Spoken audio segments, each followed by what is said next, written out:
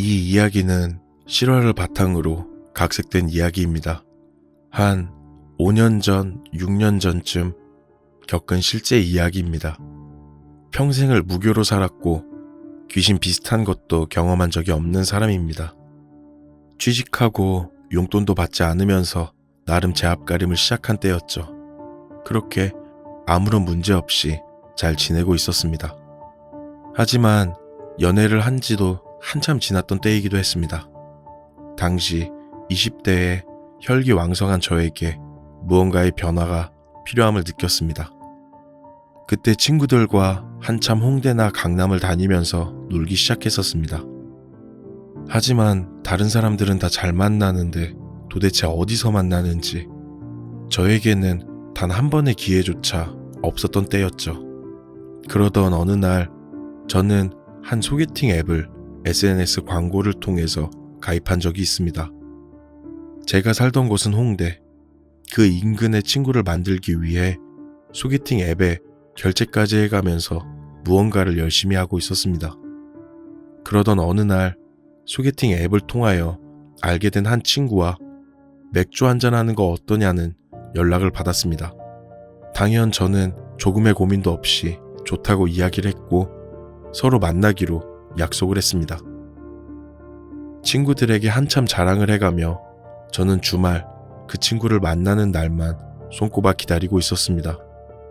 그렇게 3에서 4일 정도 지났지만 마음은 3, 4개월이 지난 듯한 시간이 흐르고 난 뒤에 그 친구를 만나는 날이 되었습니다. 저와 그 친구는 홍대역에서 만났습니다. 미인형의 얼굴.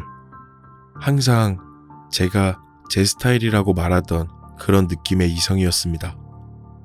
보는 순간부터 저는 굳어버리다 싶을 정도로 떨리기 시작했습니다.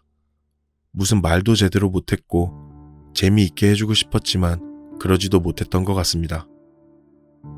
그렇지만 그 친구는 저에게 이런저런 말을 걸어주며 대화를 잘 이어가게끔 해줬습니다. 그렇게 저희 둘은 홍대 거리를 거닐면서 저녁 식사를 했고 맥주 한 잔을 마시기 시작했습니다. 맥주를 한 2잔쯤 마시며 이런저런 이야기를 했습니다. 저보다 2살 연상이라는 이야기를 했고 저는 미친 듯한 끌림을 받은 그분에게 잘 보이고 싶어 어른스러운 척, 착한 척, 척이라는 척은 다 했던 것 같습니다. 그렇게 맥주 3잔쯤 마시고 난 뒤에 정말 멀쩡한 정신으로 맥주집을 나오게 되었습니다. 그때 그 친구는 저에게 이제 어디 갈 건지 생각해보라고 이야기를 했습니다.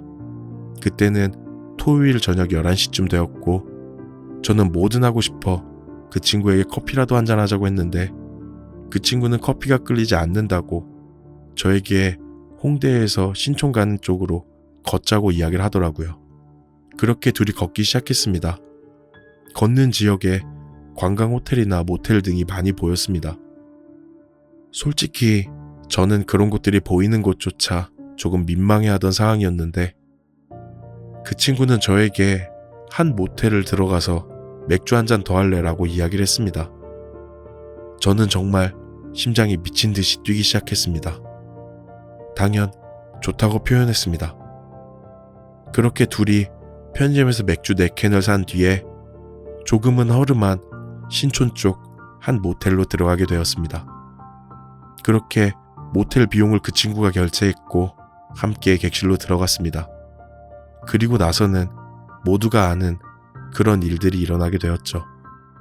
그리고 난 뒤에는 서로 안고 잠에 들었습니다. 그렇게 잠에 들었을 때 저는 뭔가 몸이 따뜻해지는 듯한 느낌을 받아 눈을 떴습니다. 제 배 위에 뭔가 엄청난 묵직한 물건이 있는 것 같았습니다. 장롱? 벽같이 그런 느낌이 들어 눈을 떠 쳐다보니 제 배를 밟고 올라서 있는 그 친구. 제 배 위에서 저를 내려다보며 희죽희죽 웃고 있던 그 친구. 저는 너무 놀라 그 친구를 밀치고 침대에서 일어났습니다. 그때도 그 친구는 넘어지고 난 뒤에도 저를 쳐다보며 희죽희죽 웃고 있었습니다. 온몸에 소름이 끼쳤고 정말 두려운 느낌이 들어 저는 화장실 쪽으로 피했습니다. 그런데 귀 쪽에서 자꾸 희죽희죽 웃는 듯한 소리가 들렸습니다. 화장실에 들어와서도 소리가 계속 들려왔고 귀 옆에서 속삭이는 듯한 소리에 뭐 하는 거냐며 소리를 쳤는데 저는 그때 잠에서 깼습니다. 그리고 주변에 그 친구를 찾을 땐 주변에 아무도 없었습니다.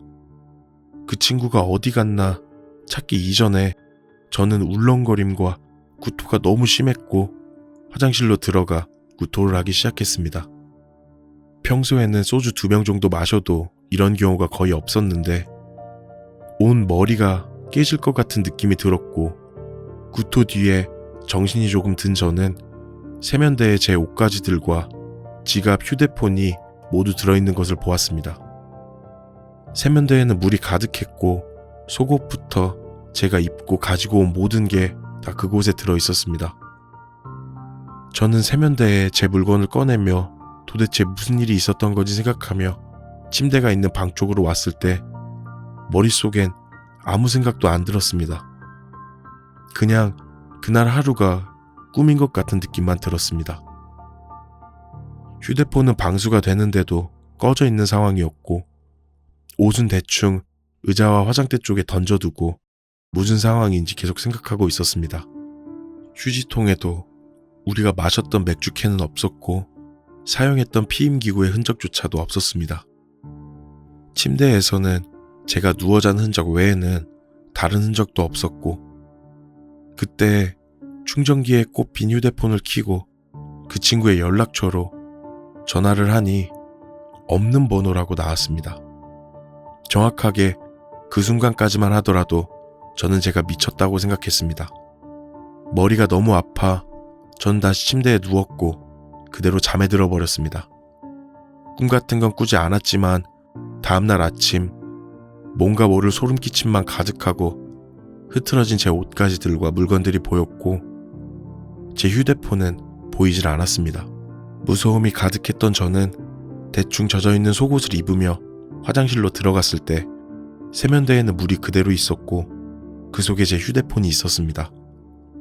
그 상황에서 저는 후다닥 옷을 챙겨 입고 도망치듯 모텔을 나왔습니다.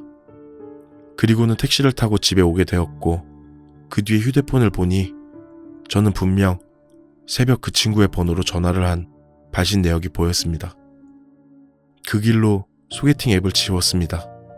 지금까지도 소개팅 앱이나 그에 관련된 것은 쳐다도 보지 않습니다.